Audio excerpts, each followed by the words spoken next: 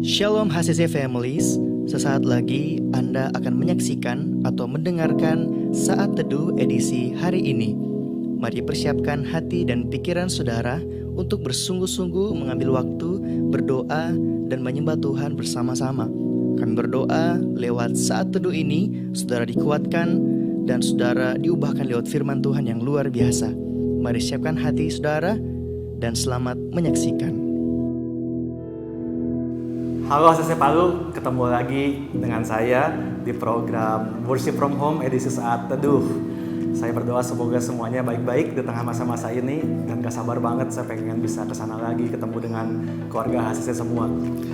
Hari ini kita semua lagi ada di masa-masa lockdown, betul ya, dimana kita harus diam di rumah, dibatasin, gak bisa ketemu orang dan sebagainya. Dan kalau kita lihat di Alkitab pun banyak tokoh-tokoh yang pernah mengalami juga masa-masa lockdown. Salah satunya yang mau saya sharingkan hari ini adalah Rasul Paulus. Kita tahu bahwa banyak kali sebagian besar surat-surat Paulus itu dia tulis justru ketika dia ada dalam penjara, di mana dia terlockdown di situ, nggak bisa keluar, nggak bisa ketemu banyak orang. Tapi ternyata di situ dia semakin produktif dan dia menulis banyak surat. Saya mau kasih lihat sebuah surat yang ditulis Paulus di penjara kepada jemaat di Kolose. Kita lihat di Kolose 2 ayat 15. Dibilang di sini, Ia, Tuhan maksudnya ya, Yesus, telah melucuti pemerintah-pemerintah dan penguasa-penguasa dan menjadikan mereka tontonan umum dalam kemenangannya atas mereka. Oke, saya bacakan bahasa Inggrisnya dari versi New King James, bagus banget. Dibilang, having disarmed principalities and powers, he made a public spectacle of them, triumphing over them in it. Oke, saya kasih judul sharing saya hari ini, Triumph. Nah, saya mau ajak saudara buat pelajari lebih dalam ayat ini supaya kita semua benar-benar ada bayangan apa sih yang Paulus lagi ceritakan di sini. Nah, dalam bahasa Inggris itu ada dua kata yang sama-sama diterjemahkan sebagai kemenangan Indonesianya. Tapi di bahasa Inggris dua kata berbeda. Yang pertama itu ada kata victory, yang kedua ada kata triumph yang digunakan Paulus di ayat tadi ya. Triumph ini apa? Ini bukan merek motor, apalagi merek pakaian dalam wanita, pastinya bukan ya. Nanti kita lihat bedanya apa. Oke, ini dua kata yang artinya kayaknya sama-sama kemenangan, padahal beda maknanya. Nah, saya kasih lihat bedanya ya. Pertama, kita lihat dulu yang victory. Victory itu apa? Victory itu a moment that is won in the battlefield. Oke, itu momen kemenangannya namanya victory. Kalau misalnya lagi perang nih, terus satu pihak menyerah atau semuanya mati, nah itu momen of victory itu. Kalau misalnya kita ngomongin dunia olahraga, sepak bola misalnya, gitu ya, ketika menit 90 berakhir dan kedudukan 1-0, maka tim yang mencetak gol dinyatakan memperoleh victory. Itu momen kemenangannya. Di kayu salib kalau kita ingat, itu Yesus kan mati itu dan kuasa maut dikalahkan. Itu juga victory disebutnya. Jadi victory ini adalah momennya, momen di mana kemenangan itu terjadi. Nah, sekarang saya mau kasih lihat namanya triumph. Beda. Kalau tadi victory itu momen, kalau triumph itu celebration. A party that is celebrated even long after the victory was won. Sebuah kemenangan yang dirayakannya mungkin jauh setelah kejadian sesungguhnya. Contoh, tiap tanggal 17 Agustus kita merayakan Hari Kemerdekaan Indonesia. Merdekanya kapan? 75 tahun yang lalu. Tapi perayaannya terayakan hari ini. Oke? Di hari Minggu Paskah, betul ya? Kita merayakan kemenangan Yesus atas maut. Victory-nya kapan? 2000 tahun yang lalu. Tapi triumph-nya, pesta kemenangannya itu hari ini. Jadi kalau victory itu momennya, terjadinya kapan? Triumph itu perayaannya, merayakan momen kemenangan yang sudah terjadi. Oke?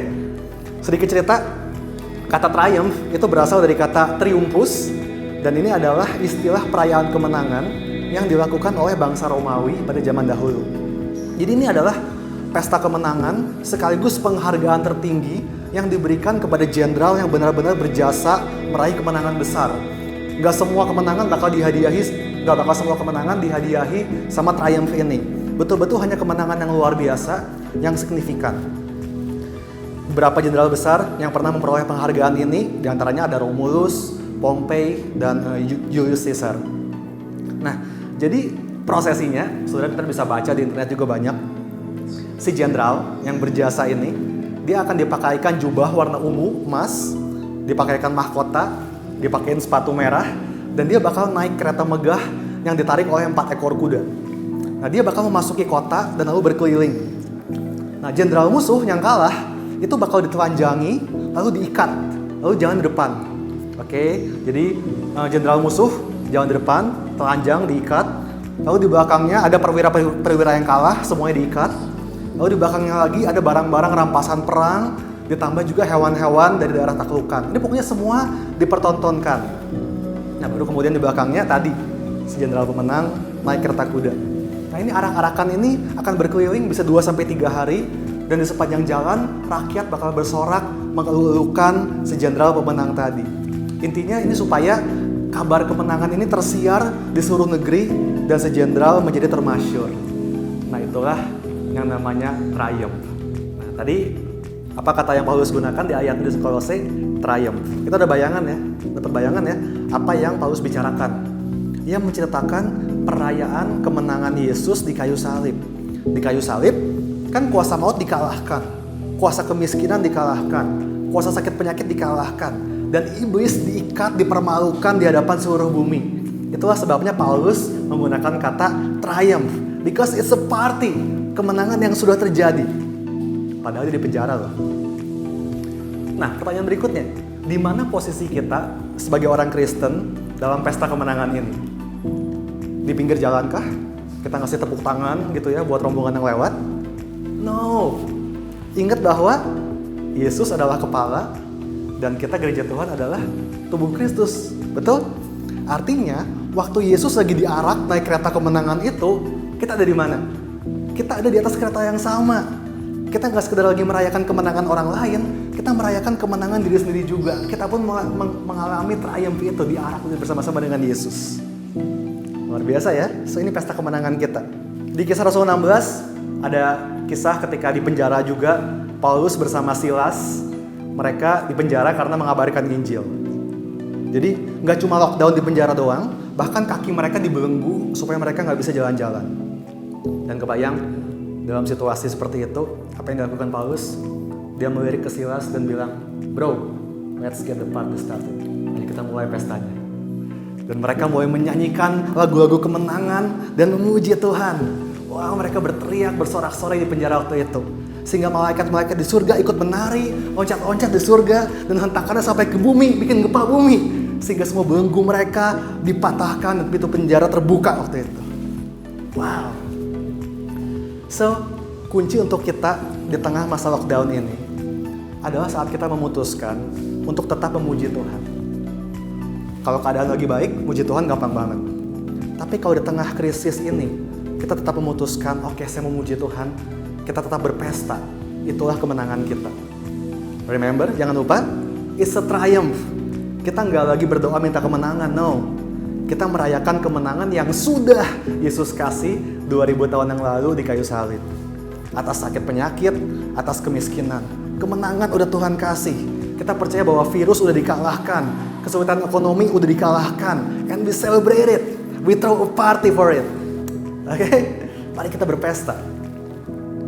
Ayat terakhir dari surat Paulus juga di 2 Korintus 2 ayat 14. Saya bacakan bahasa Inggrisnya aja ya. 2 Korintus 2 ayat 14.